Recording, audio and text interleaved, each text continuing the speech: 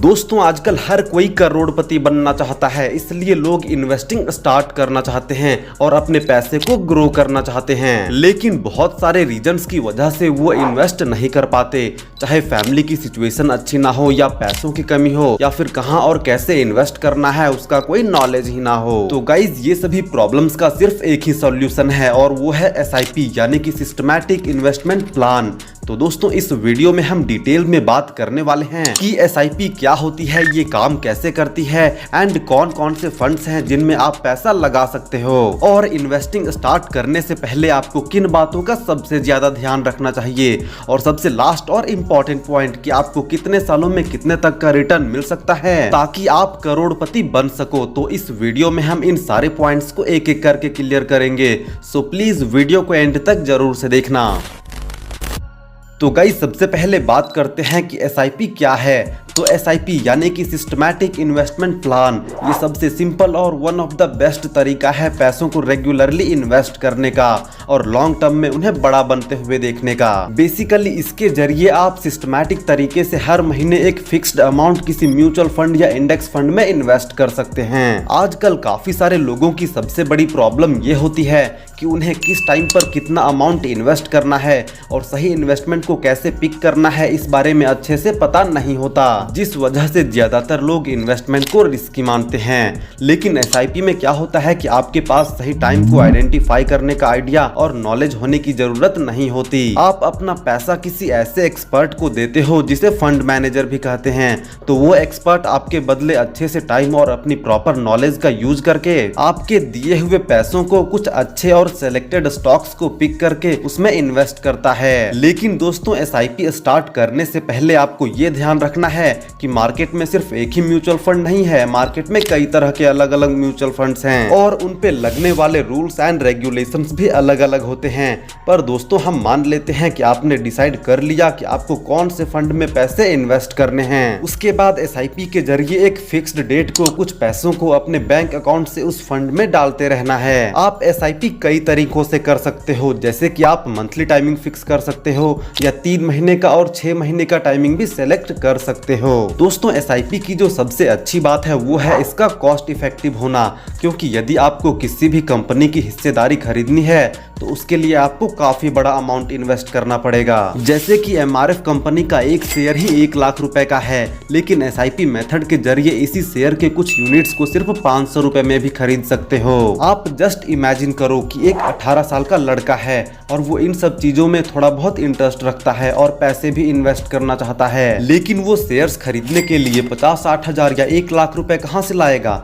तो इस केस में वो लड़का SIP के जरिए 500 या 1000 रुपए से भी इन्वेस्टिंग स्टार्ट कर सकता है। SIP की सबसे अच्छी बात ये भी होती है कि इसमें आपको तुक्केबाजी नहीं करनी, आपको मार्केट की कंडीशन भी समझने की जरूरत नहीं होती, क्योंकि SIP के जरिए आपका पैसा अलग अलग मार्केट सिचुएशंस में इन्वेस्ट होता है, जिस वजह से ओवर वैल्यूड मार्केट या अंडर वैल्यूड मार्केट का भी कोई डर नहीं रहता।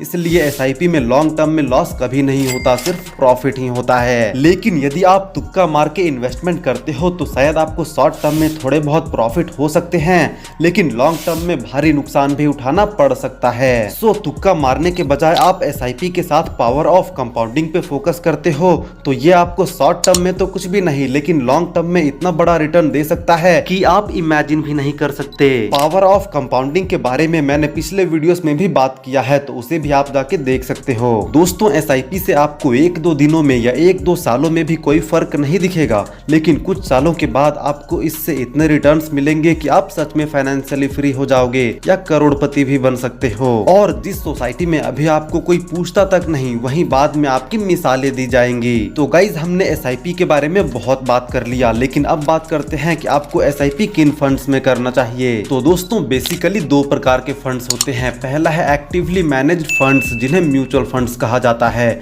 और दूसरा है पैसिवली म्यूचुअल फंड्स जिन्हें आप इंडेक्स फंड्स भी कह सकते हैं। किसी म्यूचुअल फंड में एक एक्सपर्ट या फंड मैनेजर होता है जो टाइम टू टाइम बैठकर मार्केट को मॉनिटर करता है, फिर उसमें इन्वेस्ट करता है। वहीं इंडेक्स फंड्स में उस फंड का एक्सपर्ट या फंड मैनेजर एक निश्चित फंड में पैसा डालकर छोड़ देता है। इंडेक्स फंड्स कई प्रकार के होते हैं, जैसे कि Nifty 50, bank Nifty, Nifty next 50 and इनके अलावा और भी कई सारे इंडेक्स फंड्स हैं, लेकिन ये सभी ज्यादा पॉपुलर है। पर इनमें से भी सबसे बेस्ट है निफ्टी 50, क्योंकि इसमें इंडिया की टॉप 50 कंपनीज आती हैं। सो बेसिकली यदि आप निफ्टी 50 में इन्वेस्ट करते हो तो एक तरह से आप इंडिया की इकोनॉमी में इन्वेस्ट कर रहे हो, और 100% गारंटीड है कि लॉन्ग टर्म में इंडिया की इकोनॉमी हमेशा ग्रो ही करेगी।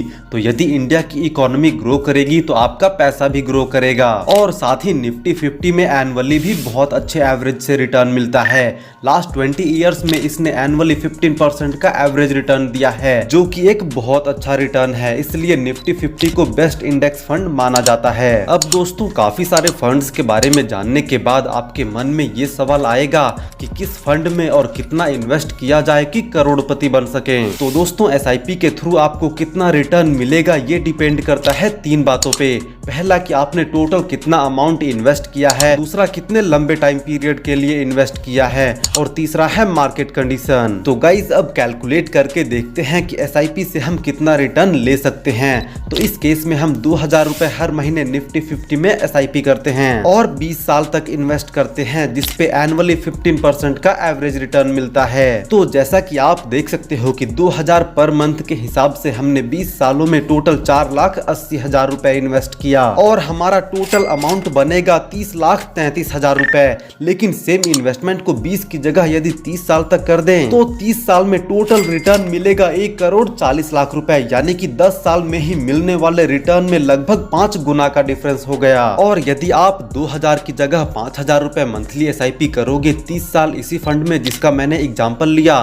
तो आपका टोटल इन्वेस्टमेंट होगा 18 लाख रुपए और आपको टोटल अमाउंट मिलेगा 3,50,00,000 रुपए। यदि आपको यकीन ना हो तो आप किसी भी कंपाउंड इंटरेस्ट कैलकुलेटर पे जाके कैलकुलेट कर सकते हो। तो ये होता है कंपाउंडिंग की पावर। आप जितने टाइम तक इन्वेस्टेड रहोगे आपका पैसा उतना ही बड़ा बनेगा। और दोस्तों, कई सारे पुराने आंकड़ों से पता चलता है कि इंडेक्स फंड्स में एसआईपी के द्वारा किया गया इन्वेस्टमेंट लॉन्ग टर्म में बड़े बड़े प्रोफेशनल और एक्सपर्ट इन्वेस्टर्स को भी प्रॉफिट के मामले में पीछे छोड़ देता है, क्योंकि इसमें सिर्फ किसी एक कंपनी का शेयर नहीं होता, इसमें कई सारे टॉप की कंपनीज के शेयर इन्वॉल्व होते हैं, और जो कंपनी अच्छा परफॉर्म नहीं करती उसे किसी दूसरी कंपनी के शेयर से रिप्लेस कर दिया जाता है, और किसी ऐसी कंपनी से रिप्लेस किया जाता है जो बहुत अच्छा परफॉर्म कर रही होती है, और ये सिलसिला लगातार जारी रहता है। अब दोस्तों, थोड़ा सा इस बारे में भी बात करते हैं कि एसआईपी ही क्यों बेस्ट है।